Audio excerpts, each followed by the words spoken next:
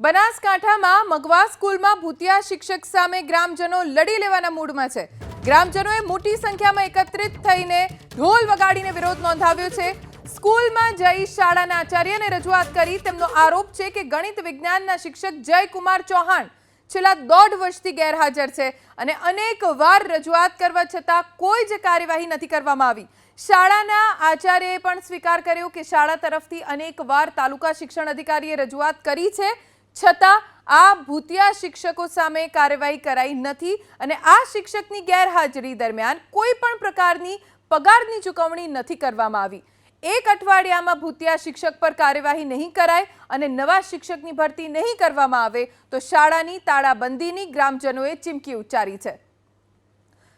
શિક્ષણ વિભાગ પ્રશાસન કોઈ પગલાં નથી ભરી રહ્યું।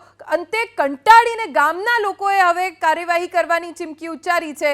જયકુમાર ચૌહાણ આ શિક્ષક એવા છે કે જે ઘણા સમયથી ગેરહાજર છે, તેમને પગારની ચૂકવણી નથી થતી તેવું શિક્ષણ અધિકારીએ કહ્યું, આચાર્યએ જવાબ આપ્યો છે, પણ હવે ગામના લોકો આવા શિક્ષકોથી કંટાળ્યા છે।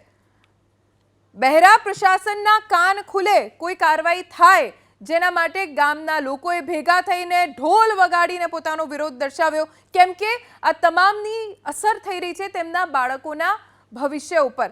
જે બાળકો જઈ રહ્યા છે ભણવા માટે શાળામાં અને શિક્ષક જ હાજર નથી, જેના કારણે બાળકોને ભણતરમાં મુશ્કેલીનો સામનો કરવો પડી રહ્યો છે। જયકુમાર ચૌહાણ નામનો શિક્ષક 1 વર્ષથી પણ વધુ, લગભગ 1.5 વર્ષથી ગેરહાજર છે।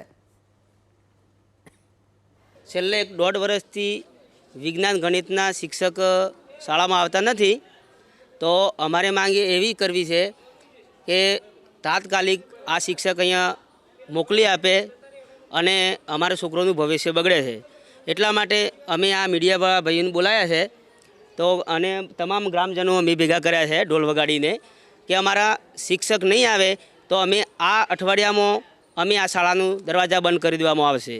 કોઈ ભાઈ ગેરહાજર છે એના 3 દિવસ પછી તરત જ તાલુકા પ્રાથમિક શિક્ષણ અધિકારી સાહેબશ્રીને પે સેન્ટર શાળા મારફતે અમે લેટર કરી દીધેલો છે, એની જાણ કરી દીધેલી છે અને સમયાંતરે દર મહિનાના અંતે અને પછી 1 વર્ષ પૂરું થયું એ વખતે પણ તાલુકા પ્રાથમિક શિક્ષણ અધિકારી સાહેબશ્રીને એની જાણ કરેલી છે અને તાલુકા પ્રાથમિક શિક્ષણ અધિકારી સાહેબશ્રીએ 2 વખતે એને નોટિસ ભાઈને આપેલી